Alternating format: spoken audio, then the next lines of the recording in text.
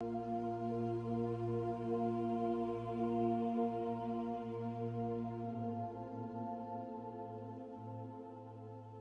start with the salutation. Om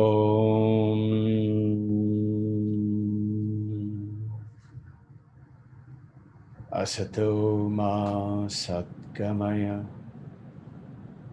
Tamaso Ma Jyotirgamaya Mrityurma Amritam Gamaya.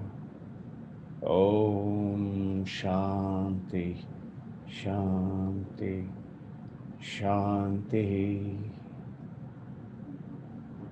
O Mother, hold our hand.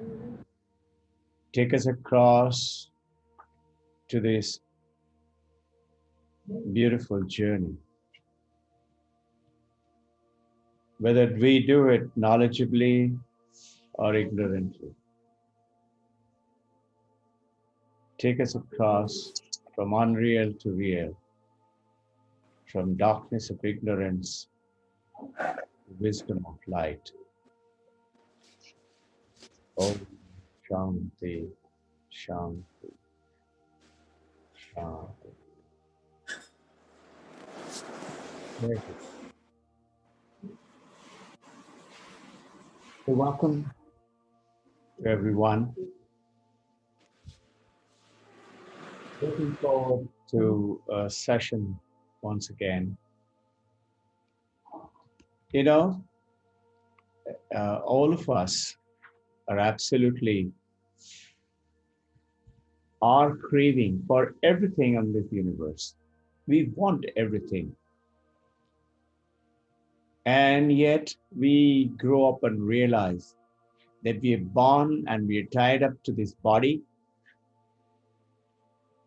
And we are born with this body.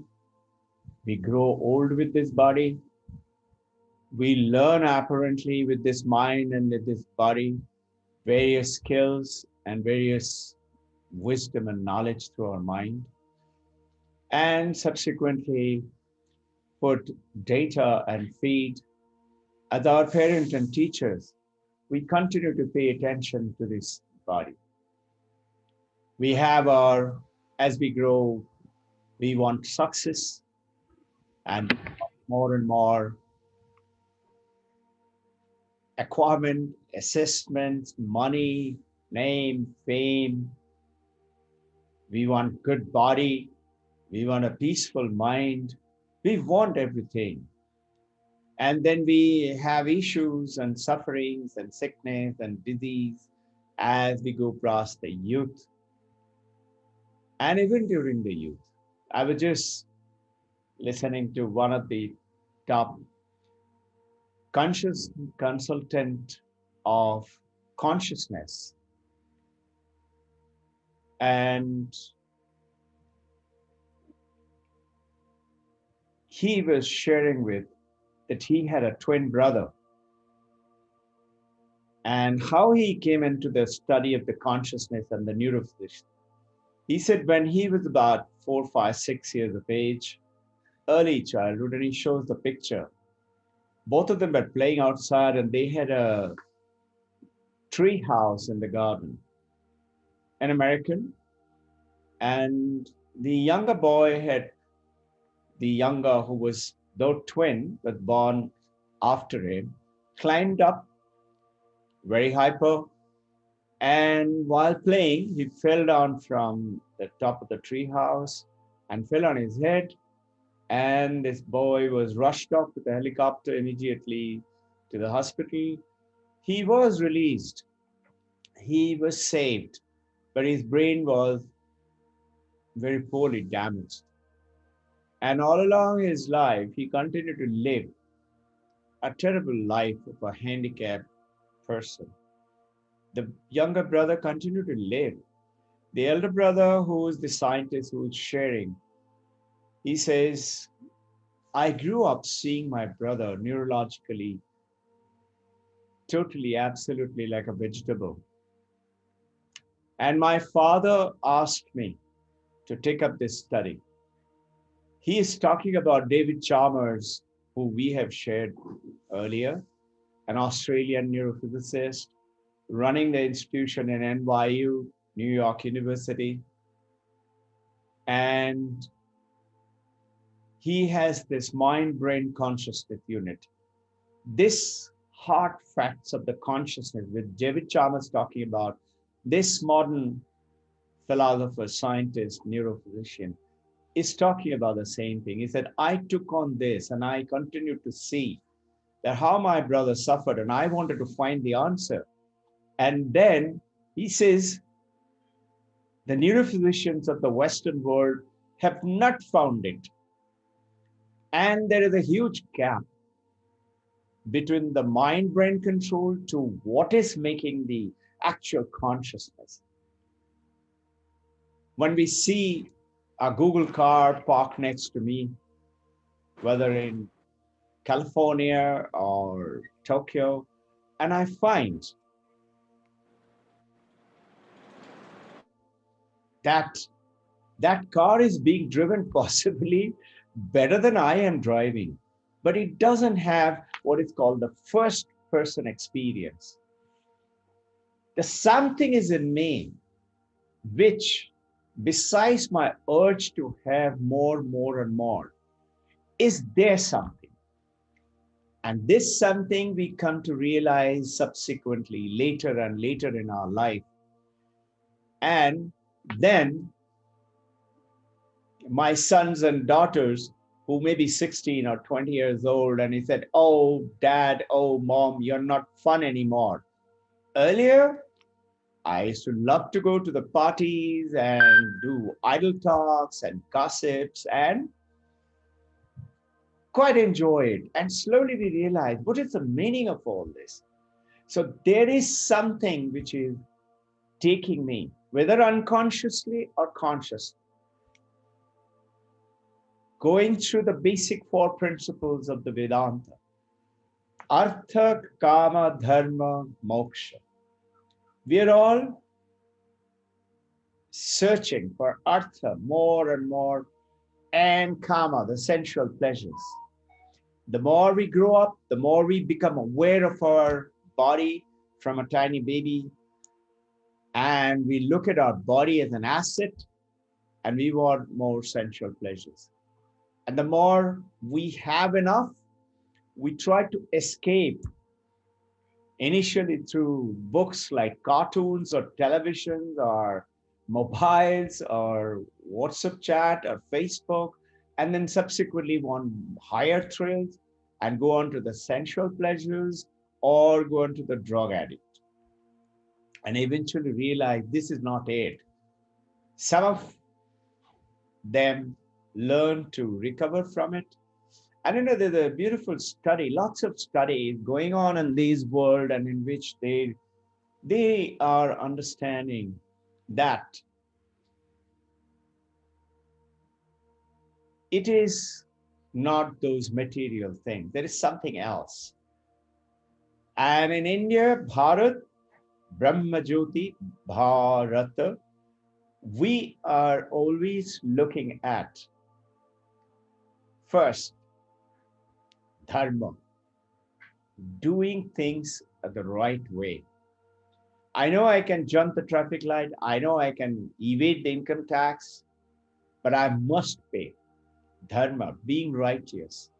And then righteously, most of us, I know there examples will come to your mind that there are people who are not, but thank you. We want to do rightfully the right things and earn the right amount of money, and whatever we are doing, the pleasures, being a family person. When you ask a monk, some of those real Greek monks, when you talk to them, why did you become a monk? I remember I happened to meet Shankaracharya of Puri. He was visiting Pune, and I happened to have gone down, and this was Kerala Care Center. We wanted to go down and see what are they doing and what kind of treatments are they giving it and what's so great about it. Let me go down and find out. And we were about 12, 15 teachers. Everybody had gone down there. We spent the night. Next day, early morning, we got out and we had a 2 days plan and follow up the whatever Kerala Care Center. It is, by the way, by Suresh Kalmadi's brother who was running that. And he was my golfing friend. So he said, come, I will show you a beautiful another world. And it is very nice. They created a very good place. In the morning when we were walking around and we found a lot of people, at least 50, 60 people, they near a bungalow, one of the bungalows, they were all very eagerly looking inside. So we said, let's go down and see what is happening there. And we go and we asked from the behind, we were right at the back, what is happening inside? And they said, this is Shankaracharya of Puri. You know, there are 4 Shankaracharyas in India. And there's zone wise. You've heard about Shankaracharya of Kanchi. He was invited in Mumbai to give the awards to the best teachers, best educators. And that was the time I came to meet him. We had gone down with Sharda received best teacher of them. Met him. Shankaracharya of Puri packed with at least something like 6, 7 close devotees, his disciples in white clothes they were sitting. He was in orange clothes. There must be brahmachari disciples. And all these were grihis. They must have come for holiday or came to meet him. They were all eagerly listening to him. There were no mics or anything. It was interesting.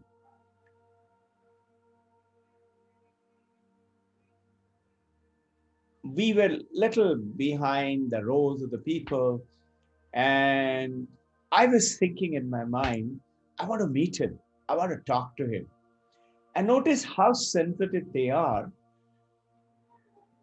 After about 2, 3, 4 minutes, we were still watching intently. What is he talking? Trying to grasp some words.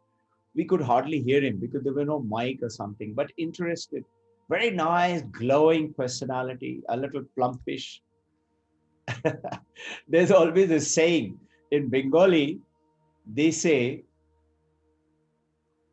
in Bengali, I will tell you in Bengali and then I'll translate it in English. They say, "E sannyashi bhalo lage na." Bhalo lage na. You don't like this sannyasi, monks. Why?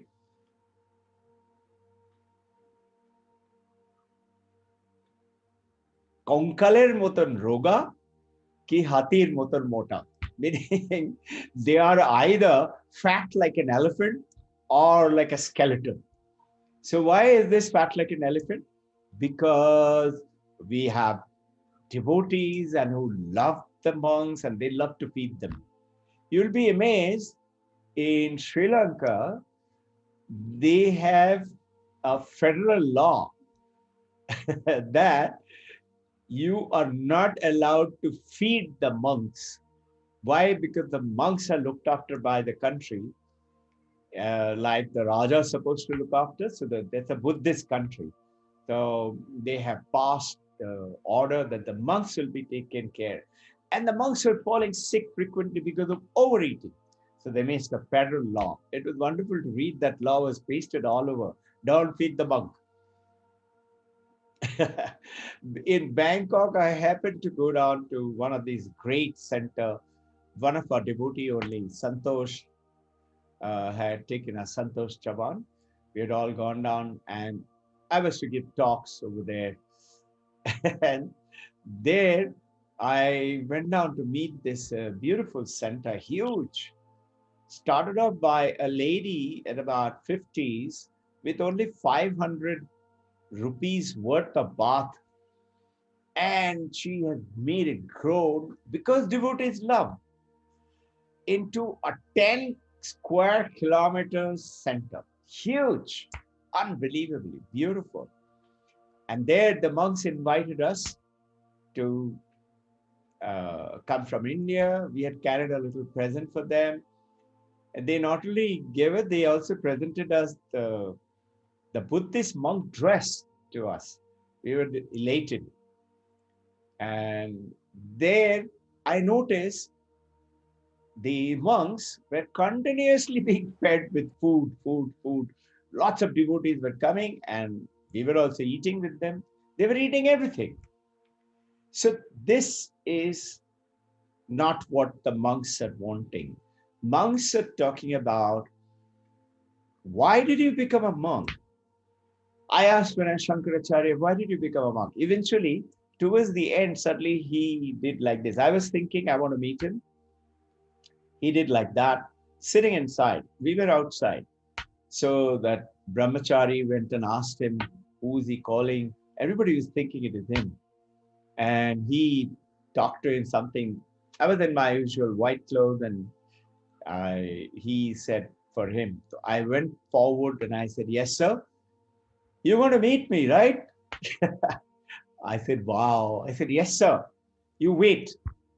And soon enough, people cleared up. And when we were sitting, I asked him, sir, I have a question.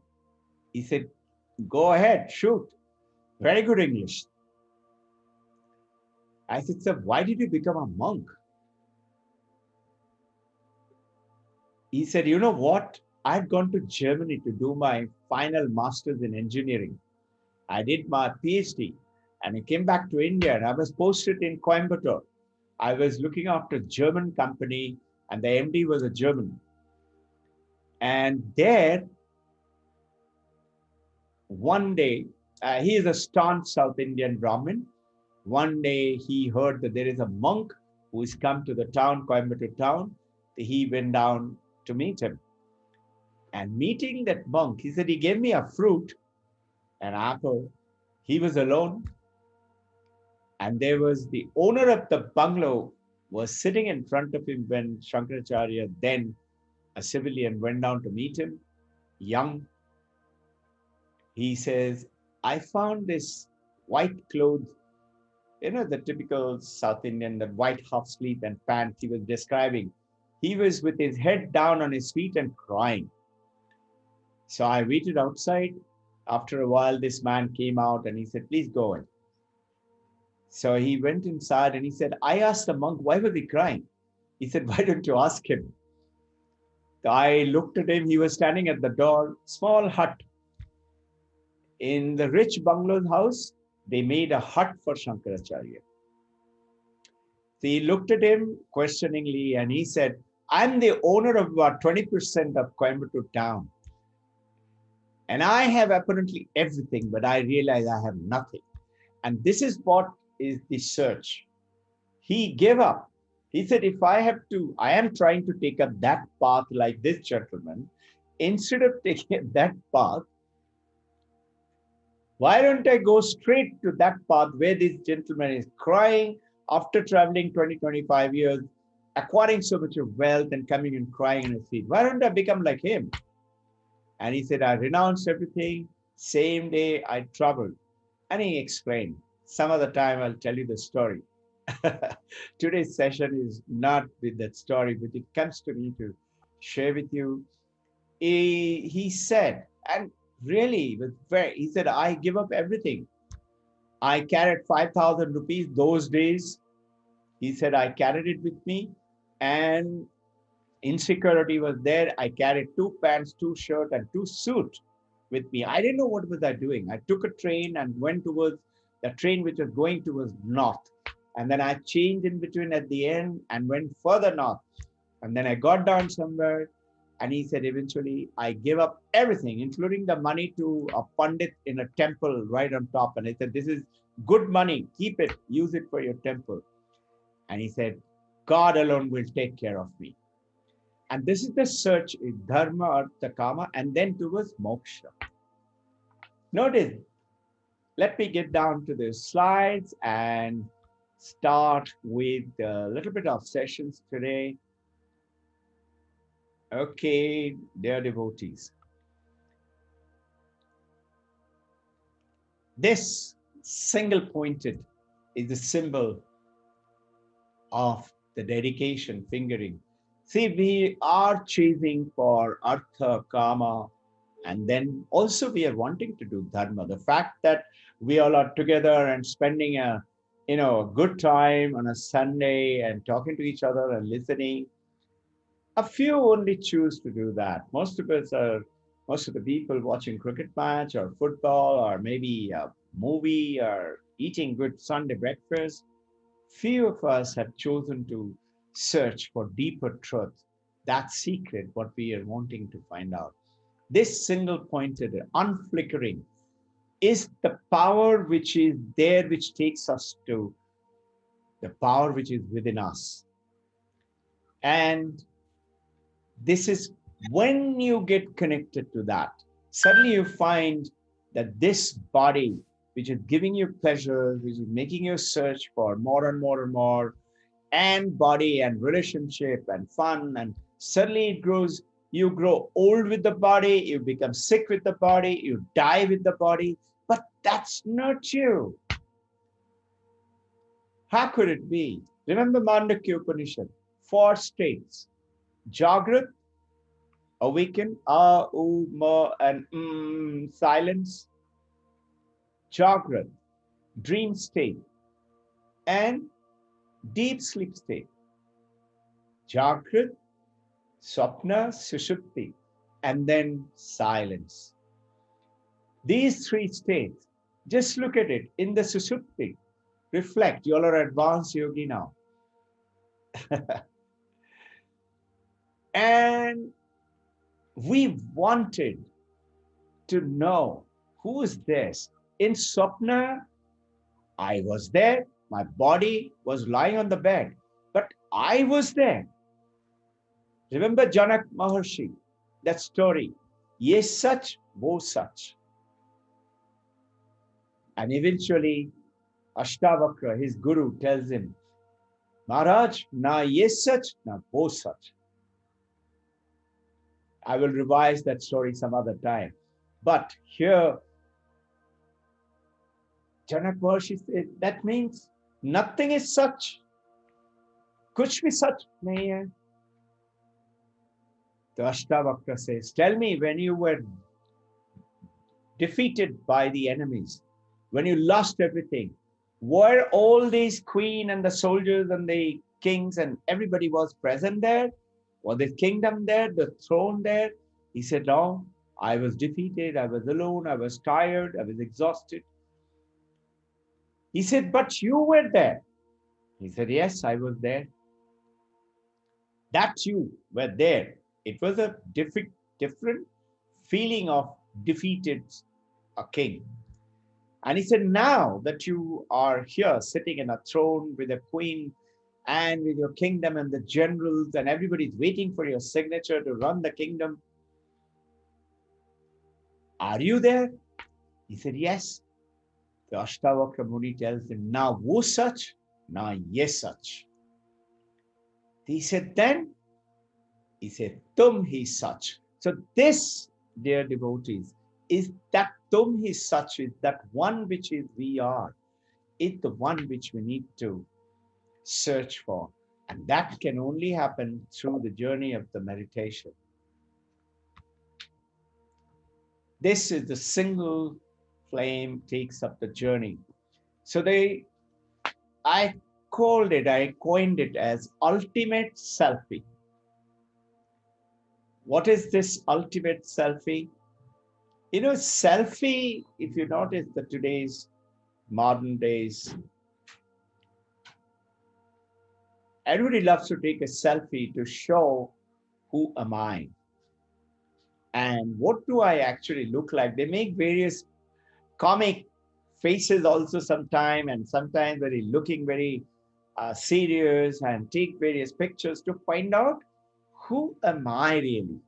And they try to find it from the body and the facial textures and hairdos and things like that. But the ultimate selfie is that which is discovering who am I. And the foundation to success in meditation is through that process, in which I want you to taking up the journey. We had gone ahead with the Ashtanga Yoga. In the Ashtanga Yoga, Patanjali, which everybody is searching for, are going ahead with the practice.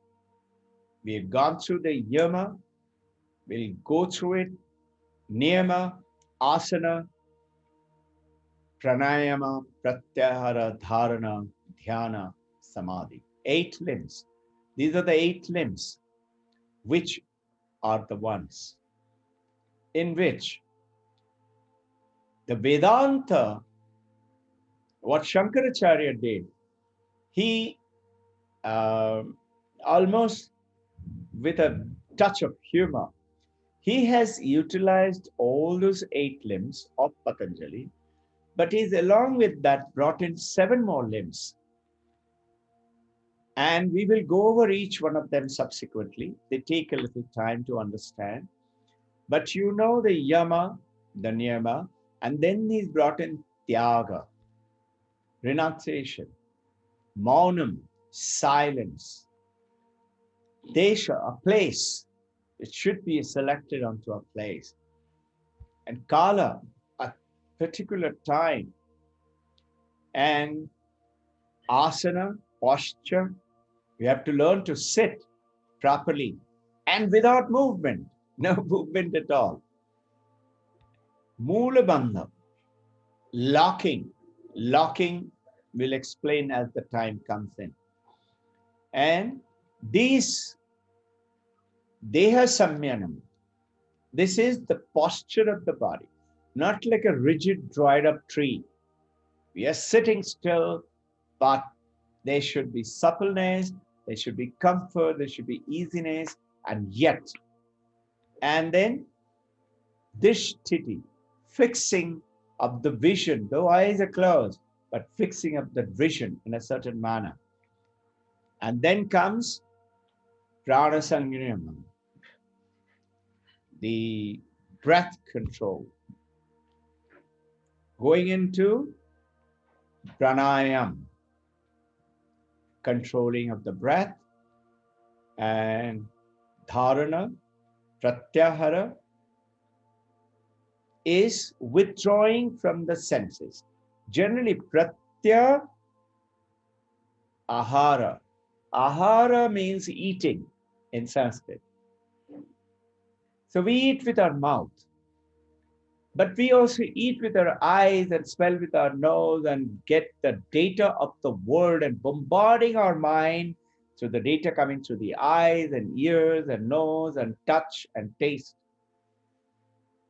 So in Pratyahara, we withdraw the mind from those 5 senses and withdraw within. Going into dharana. In dharana is focusing totally. And then Atma Dhyanam. This is Shankaracharya's. Focusing on to the Atman. Dhyanam is 12 seconds. If I can fix into one without filtering, like that, without flickering candle, the lamp, it's one dharana. And 12 of such 12 seconds is one dhyana. But when you go to Samprajna Samadhi, as per the Patanjali Yoga Sutra, which is the Samadhi at the end, Dharana Dhyana Samadhi, that is talking about on object-based Samadhi. One object, or one concept, or one idea. Object could be an idol, can be a symbol, can be a thought, can be a mantra. In the Patanjali Yoga Sutra. But in Shankaracharya's Vedanta Yoga, it is talking about in the Atma Dhyana is meditating on that supreme power of the Brahman, which you are aware as an advanced yogi, the 4 Mahavakyas talking about Prajnana Brahman, Rig Veda, and then Aham Brahmasmi, Brihadaranyaka Upanishad. And then Chandakya Upanishad, Tat Tvamasi, and Mandakya Upanishad, I am Atman Brahman. Prajnana Brahman is consciousness alone is vast. Brahman is vast. It's the ultimate, the supreme. Aham Brahmasmi, I am that. And searching, searching. And the moment you get connected through this, you have the whole universe. Vedanta tells us the moment you are connected, there is everything that comes to your mind will be there. And yet you will not be attached to it. You'll be like, not like the milk which mixes with the water easily, like the samsari, but you will be in the samsara. You don't have to run off, but you are aware, you're conscious now. And now you are like the milk which is converted to curd and then churned and made into butter. The butter can float in the milk. It doesn't mix up. You are in the samsara and you are not mixed at all. And then reach the samadhi. Samadhi, sampragnata samadhi, fixed idea, asampragnata, which is without any thoughts, without any object, beyond all, only with that Atma Sambodhan, which is the consciousness alone is me. We go into that state. Yama, as per Vedanta, is all is Brahman. So if you look at it, this samadhi from Yama is going into, instead of these various heads on the Yama, Yamas, those five, remember? Ahimsa, Satya, Asteya, Brahmacharya, Aparigraha. Instead of those five, you're talking about in this, is that all is Brahman. How do I, just by thinking all is Brahman, will I get all these five words which are there on the right part of the slide? How will I attain them? How? Vedanta goes ahead and said, the moment you attain the state of the Brahman, every one of those yama and subsequently the niyama will be yours automatically. How does that happen?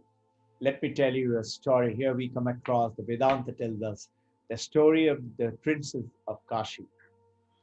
Recollect the young prince, 5 years old, and the queen and the king, neighboring country, neighboring state of that time, capital of India, Varanasi, Kashi. It was called Kashi then. And they wanted to have a celebration of the young boy's 5-year-old prince's birthday. They organized a stage play, and in which, in that play, there was a character called Princess of Kashi. They couldn't find a right-looking girl. Princess of Kashi is supposed to be very beautiful, very pretty at that time. Everybody knew about her. And they couldn't find one girl suiting that description. So they went to the queen, and queen said, why don't you dress up my son? He's a 5-year-old, he's handsome. And they dressed him up, and he really looked very smart, very pretty, like a queen, princess. And at the end of the play, he then looked like the princess and looked so pretty. She said, the queen said, make a painting out of it. And this painting was made and presented to the queen, and queen kept it for a while and then kept it in their storeroom. 15 years passed, and the prince is now doing lots of princely things, studying very well, doing very well, and etc. And one day he was roaming around the palace, happened to come across to the basement storeroom, and rummaging around things, he suddenly found this painting. 20-year-old boy, after 15 years from that day. And he suddenly finds, he said, wow, who's this girl? And by looking at it was written Princess of Kashi and the birthday. He says, same birthday as mine. And he fell in love with her. And see, what is the meaning of these stories in Vedanta, these parables, through which they're talking about what Vivekananda calls hypnotism and dehypnotization. Hypnotization to dehypnotize. Hypnotization, we are hypnotized. I'm this name, I'm this mind, I'm this body, I'm this form. And I'm born, I'm going to be sick, and I'm going to be die, or I'm going to maintain good health. I need a perfect job, relationship, all that, and then I'm going to die. With the body, I die. How do you teach that Aham Brahmasmi, a concept like that, to people like you and me? So these stories come out with it. So everybody in the kingdom suddenly found the prince is mopping around, not doing his studies or doing his warfare activities that he used to practice, weapon training. Suddenly he lost all interest, writing poetry and things like that, and painting. King and queen got worried. They asked prince out of shyness, wouldn't tell anything. Then the wise minister comes down and said, Prince, what ails thee? Come, tell me, what is it bothering you? And the prince says, I'm in love. Well, he said, that's very nice. Who's the girl? Oh, she is the princess. Really? Where did you meet her? No, I have not met her. She's princess of Kashi. He said, how do you know about her? He said, I saw her painting. He said, painting? He said, yes. He said, show me the painting.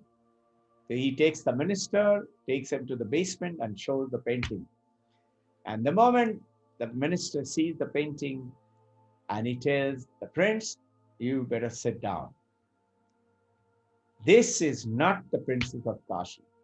The prince said, whoever she is, I'm going to marry her. If I don't marry her, my life is gone. And the wazir explains, no, prince, this is 15 years ago. And there was a celebration in which a young boy was dressed up of this kingdom like this. And this is his painting. And that boy is none other than you. It is you. Tat Tvam Asi. Now what happens? Look, we are chasing after name and form and whatever our desires, artha kama, and then going in for a little spiritual practices, dharma. And then we are searching for moksha at an old age, when the body is old, mind is old, suffering from various things, and then we want to go into dharma. This is how the Vedanta brings in to this understanding and tells us, this is the message. The moment you do the knowledge, you are immediately aware of this, very powerful. Similarly with the niyama, 5 principles. In brief, we shall go over it some other time. Saucha, most of you are aware of it, is cleanliness, body and the mind, keeping body, mind clear, clean. Santosha, pleasant performance. Tapas, Tapaha is what every saint worth his thing has done it on their life. And all of you, many of you are practicing it very sincerely today. And Swadhyaya, study. Originally, it meant study of the Vedantic scriptures and study of your own mind. Swadhyaya, study of your mind. Vedantic scriptures and study of your mind. Swadhyaya is now also with what the teachers have left messages. Today, even I can study in various places from books and YouTube and etc. Listening to them, remembering always Shravanam, Mananam, Nididhasanam, the 5 principles, and then Ishvara Pranidhana. But here in the Advaita Vedanta, the niyama is not just following these principles. But just because you attend a retreat of 15 days or 1 month and then come back and said, I've done it now. No, you need to marinate into it. Just like after you cook your food and you cover it and keep it marinating for a while. Then you cook it. After cooking, you keep it covered so that the juice, etc., in the food gets nicely mingled with it. Stay with it. That feeling, stay with it. Continue to stay with it. Generally, when you talk about it to normal people, first question comes in, how long do I have to keep it? The moment you say, I'm going to fast, the first question comes to your mind, I'm going to fast, Shivaratri is tomorrow. First question comes to our mind, what am I going to eat? We are thinking about fasting, but first we are talking about what am I going to eat? So going away from that, marinating with it. This is Tapaha. In the Tapaha is not just like you abstain from everything. It is even learning to sit properly. Not too much sleeping, not too much less sleeping, not too much eating. Buddha did it for 7 to 8 years as per the records available. Vivekananda, when Paramahansa Ramakrishna's guru is talking about taking Mother Kali, he said, I'm not going to worship. And he ran off to a place near Almora. And that place, even today, it is most inaccessible. You have to climb up to that mountain area, to that cave. And I have read about the description, heard about the description. And from there, he came down and he went off, came back, and he says, my guru told me that I am that Mother Kali in this body, Ramakrishna, and I'm handing her over to you. And good thing that he did. Otherwise, if he had just stayed in that cave and locked up and just kept on staying in Samadhi, today, you and me, or Paramahansa Yogananda, if he had just continued to stay in Samadhi instead of spreading this good word for everyone, we would have lost what we have today. So, you have, in addition to ayama, niyama, and then asana, pranayama, pratyahara, in brief, we have gone over them. You all mostly know about it. There is something else which we have not discovered it, which is as per the Advaita, which is called sadhana chatushti. Viveka, Vairaga. This Viveka is distinction. What is not correct, what is correct. And actually, we all have it. Otherwise, we will be enjoying some TV show or isolating ourselves and spending our own time, or having been driven by a little ego. I will not follow it. And lack of, which is the part of this sadhana chatushti, we shall just come to it. This path which we have taken up today, dear fellow devotee, is not for everyone. It's only those who weakened one. And whatever path is coming on our way, it is not that we are getting connected. There is a divine reason for it. We have to look at it with viveka, what is real, what is not real. With vairag, we knowing this is not what is we really want. Detachment. Paramahansa Ramakrishna uses one beautiful coining, a Bengali sentence. He says, a pull toward God, turning away from the so-called worldliness. He called this in Bengali, he called it Ishware Anurag, attachment to Ishvara, and Vishay Virag. You have everything with you. It's just like you may have been craving for chocolate. Now, when you collected chocolates from all over the world and you got a cupboard full of chocolate, you suddenly lose vairag towards the chocolate. It is there. When I want, I will have it. So you have everything, but it will go away. But there is a beautiful statement.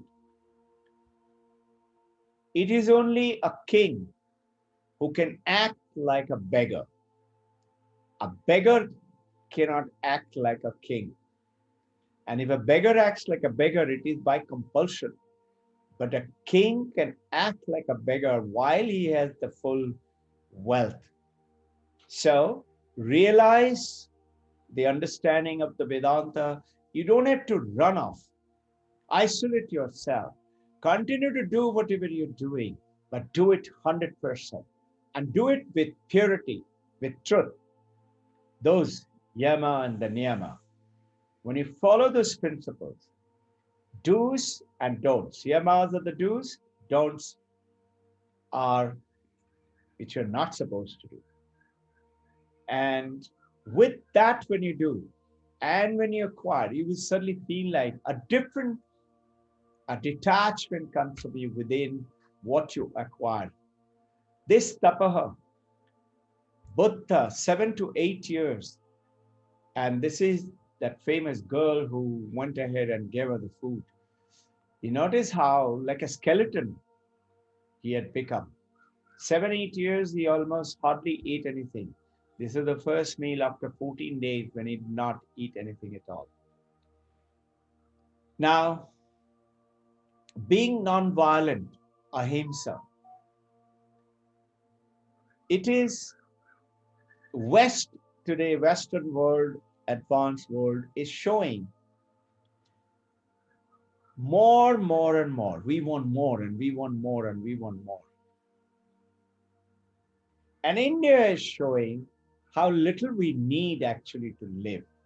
And this is the journey that you and I, through the practices, will come to a realization that we need so little. These are the sadhana chatushti, viveka and vairag, knowing what is real, not real. Vairag is the detachment. Shama, shama is calmness of mind.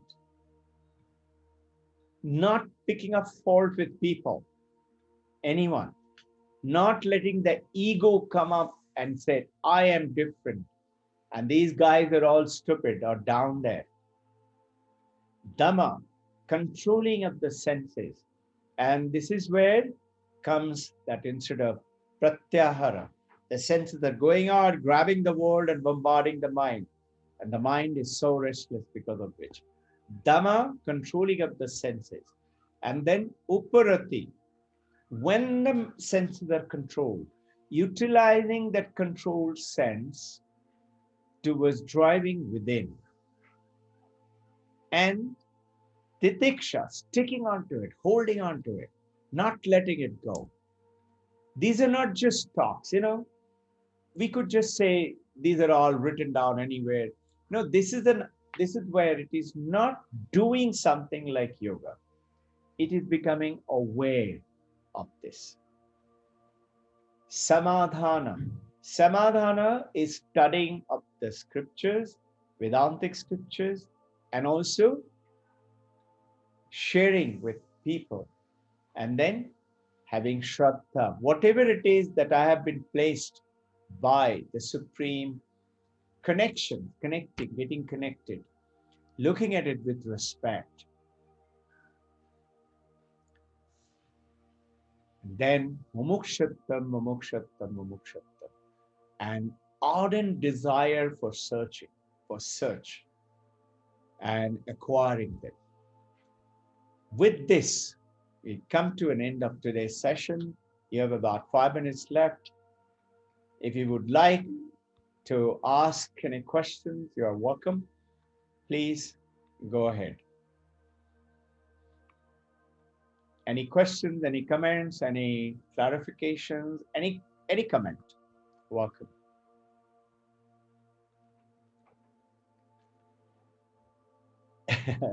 In case you don't have any, I will tell you that story of that donkey with the washerman, and we'll finish up with that. This washerman story is the first of the Vedanta story, just like the Janak Maharaj story. That washerman used to take the donkey used to be tied up, and he used to do his washing and put it into the load into the donkey and come back.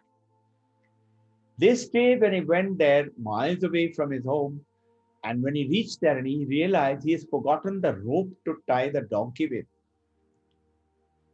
So, and they had a way of carrying. I used to think about it.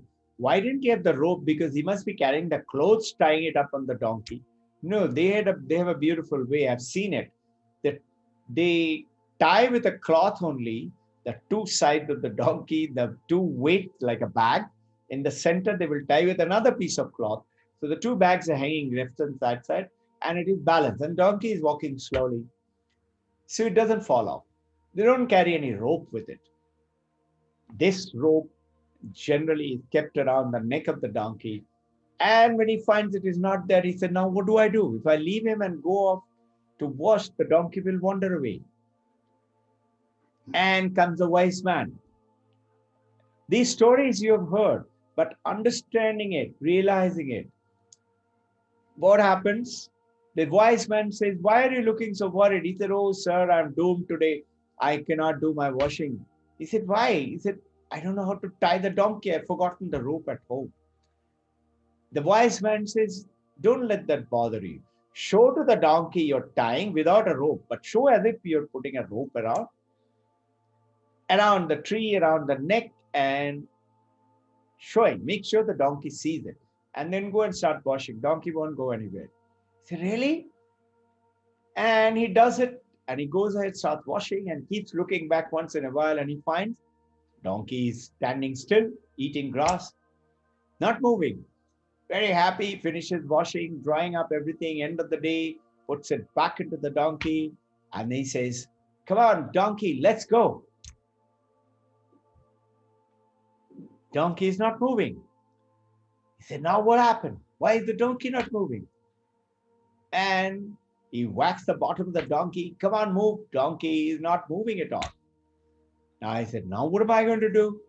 And he runs up to that wise man. He must be living somewhere close by. He goes and says, sir, you told me a trick. I've done it, but now I don't know what to do. He's not moving. Wise man says, listen, you tied him. You have to untie him. He said, untie? There is no rope. How do I untie? He said, just show it to the donkey. He's a donkey after all, no? Show him you're untying him. He unties, showing it to the donkey, and says, chal hat, donkey starts moving. This is called aporoksha apavada. This is called hypnotization, dehypnotization. We are hypnotized like the donkey, as if tied up. We're tied up. We are born with the body, we die with the body, we get sick with the body, we get hurt with the body, we have relationship, name and fame and everything with the body. And this is I, and the name and the form. All we have to do is untie ourselves with this, the meditation, with these principles of the Vedantic understanding, awareness is what takes us away from leading the life of a tied up donkey and being free. With that, I would finish the day today, reflect on it, let it marinate, let it seep into it.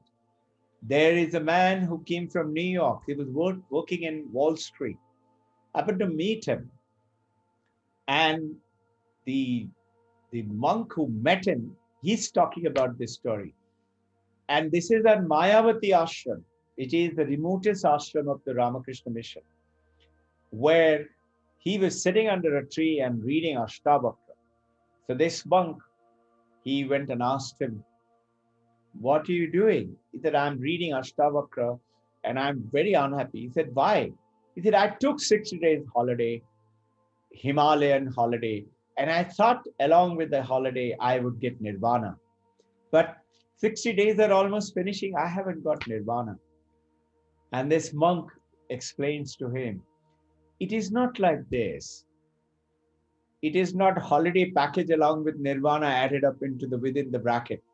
You have to let it soak into it. You have to understand it. Let go your ego. I am not important. You are important. You is who? Everybody in the family, starting from parent, husband, wife, children, servant, colleagues, neighbors, even those who have no body, no life, or an animal or a plant. Brahman is everywhere." Om Akasha Shanti, Prithvi Shanti, Vayu Shanti, Jalaspataya Shanti, Gaur Shanti, Agnyaya Shanti, Chittaha Shanti, Manaha Shanti, Vritti Shanti, Om Shanti, Shanti, Shanti. Uttaradisha Shanti, Dakshinaya Shanti, Purvadisha Shanti, Paschimaya Shanti. Om Shanti, Shanti, Shanti. Each and every one, may you be benefited with the divine grace from the Supreme God, Guru, and the Divine Mother, and be enlightened in this life alone, and know truly who you are. Jai Guru.